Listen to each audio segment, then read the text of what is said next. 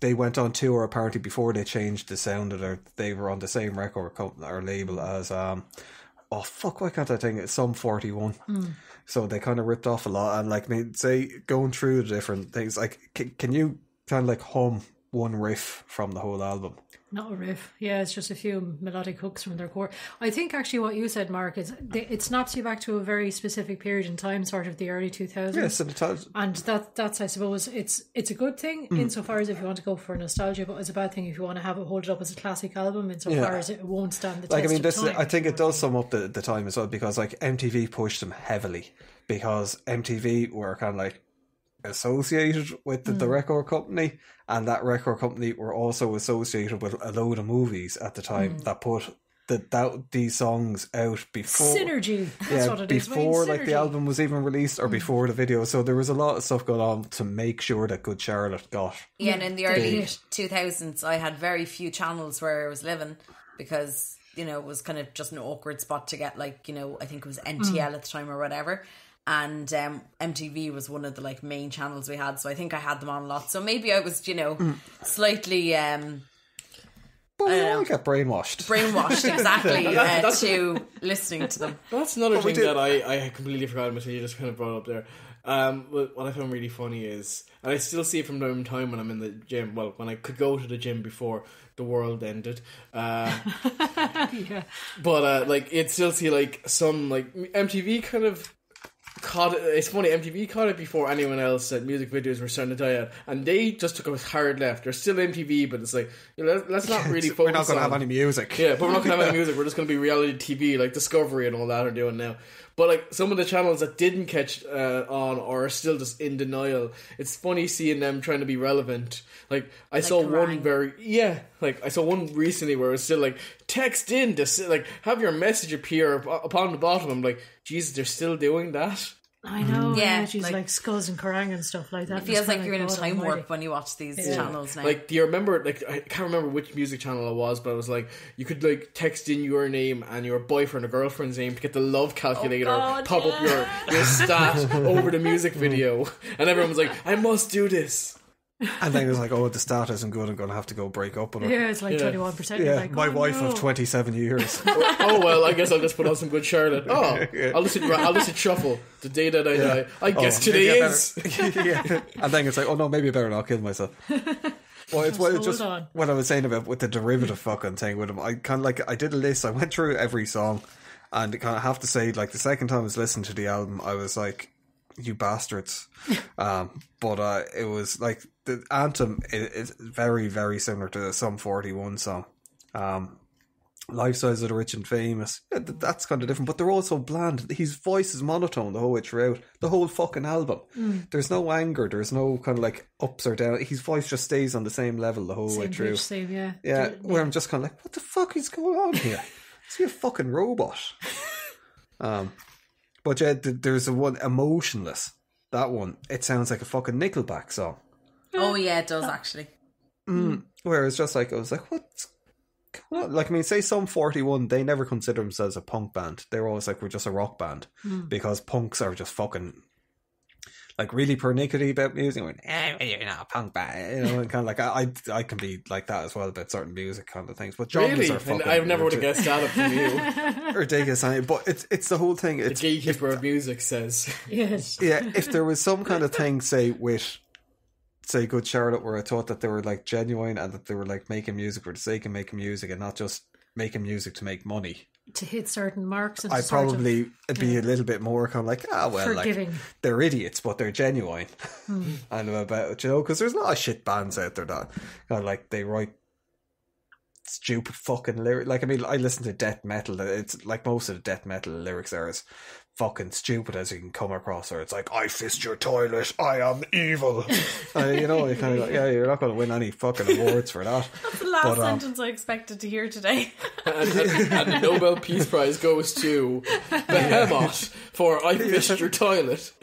Yeah, oh god, actually we talk about their new song in the bonus episode, which is going to be up if people want to listen to that as well. We're going to talk about other stuff, but but like, but it's just, I do have a bit of a problem with kind of like manufactured bands. Really, I never would have guessed.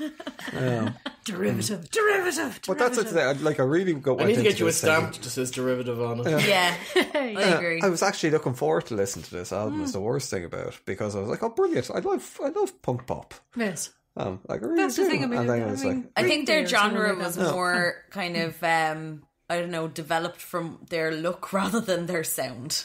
Yeah, they were like a fucking weird kind of like off-center boy band. Yeah. See, that's the thing. I mean, I kind of the likes of say Blink-182.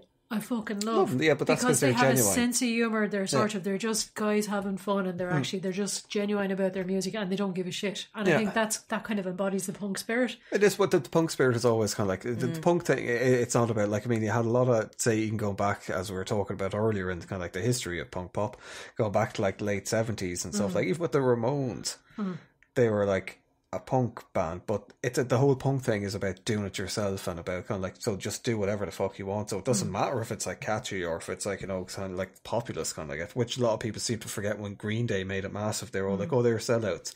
It's like, how are they sellouts? It's their fucking second album. They didn't change anything from what they. This is what they do. This is who they are and what they do. It's not their fault that they became successul. Just before we just were landed right. Just before we're like actually going into this, I was actually just curious about kind of the genre itself, and like, because it's kind of the grey area kind of genre, is like what actually gets like branded as pop punk. And then I was like, as I was looking into it, I found that there was a couple of subgenres, and the one that I was like, oh, that's a bit weird, was like they kind of go by the names of like neon pop or emo pop, but like the neon one is just like, I think that might be where you'd get your niche, Wayne, now, because it has a notable use of synthesizers. Oh yeah, but you see, the punk music has just always been about like do-it-yourself music. That's all the punk music ever was. But then you got like a lot of the hardcore stuff kind of happened in the 80s, where it turned into something very, very different. You get all these weird sort of different kind of, all the different sub kind of movements and all the rest. You get the kind of the straight edge guys and all the rest, and everyone gets very militant about their own little sort of subdivisions. What your and all genre the rest. is and stuff, where it's totally and utterly ridiculous. Like, genres don't fucking matter at all. As long as you're enjoying what you're doing, who gives a shit? Exactly, yeah. Basically. So that's why I can, like, as much as I think Good Charlotte are awful and that they deserve to die, and this album is probably one of the worst things to ever happen to humanity. I'm not going to say anything bad about people that listen to it. I mean, I definitely came out of it like going, like, it wouldn't be an album I'd listen to fully through and through again, but it's definitely some songs I would listen to anyway from it. And it was like kind of a pleasant surprise to actually be able to put an artist to songs that I just kind of had just as, like, I'd heard and kind of had been like rattling around my head untied to anything. So yeah, like it was a decent album with like some okay songs on it and some standout songs on it for me. What about you yourself, Jen? What would you?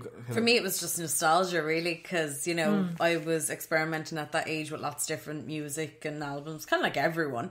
And I just really liked a lot of the songs on the album. So going back and listening to it again, I don't think it is something, maybe two of the songs will probably make it onto my like Spotify playlist, but not something I'd listen to probably on a regular basis. But definitely it was nice to kind of relive, you know, something from 15 years ago. Trip down memory lane, basically. Yeah. It's always nice looking back and kind of going, yeah, I remember that time, and just... I remember my mother screaming at me for listening to that. Yeah, turn that shit off. Oh, she hated it. She really did. Did you know it's derivative? Like...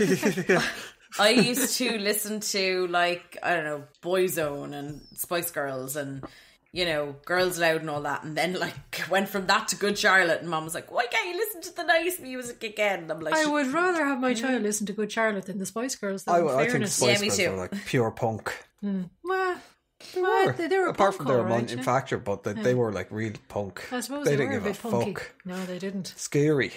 Scary Spice. She's like the Johnny Rotten of girl bands. Yeah. I loved Bo Selector version of Scary Spice. I'll piss myself. But say if you're like me, because you're Green Day fans and stuff, so say you compare Dookie to this. Dookie. Well, it like that's a very weighted and loaded question, because like literally as I said coming into this, Good Charlotte wouldn't have been one I listened to a lot, and Green Day was a band I listened to a lot, and that would have been like I think the first album I listened to of Green Day's would have been American Idiot, but the second one would have been Dookie. So to say like, oh, which one would you prefer? It's kind of going to be, for me anyway, always going to fall to Green Day. Yeah, same here. Yeah. That's it. Yeah, if anything, listen to this album would make me go back and listen to the likes of Green Day, Blink-182 and all the rest. Kind of go, actually, there was some good sort of like funk pop around that time, and I'm going to listen to that rather than Good Charlotte. Well, it is. It's very kind of like indicative of its time and stuff. Yes. But it is. It's funny. It would like be when you have Ducky kind of like a '94 thing to kind of like what it turned into with Good Charlotte thing like 8 years later. Yeah. Oh, you can count. Yeah. Yes, of course I can count. I'm not in Good Charlotte, of course. Somebody's been watching the Sesame Street episodes again. Yeah. 1, 2, 3 testicles. But I suppose that's it for our classic album this week. Just make sure to stick around and listen to it. Stick around as if you can't listen to it any other time. But for our bonus episode and stuff, where we'll be getting into some musical movies and a few other bits and pieces like Sing Street and The Commitments. Indeed. Harry Ramsden's What? Peas Take Over the World, the musical. But yeah, so yeah, kind of like I'm not even going to bother with the kind of like our Facebook page because no one is. Oh, so, no one likes you. Follow our Instagram. We're also not going to bother telling you we have an Instagram page. Follow our Instagram. Yeah. We're also not going to tell you that we, Wayne just released an EP. We're not going to tell you any of these things. I didn't. ZX Scarecrow did. Yes. Oh, yes. Whoever that guy Alter is. ego. Yeah. Who is Alberto? But thanks for listening, as always. Indeed. And until next week, or this week, if you listen to the bonus one. And take care. And don't listen to the Charlotte. Do listen to the church. Do.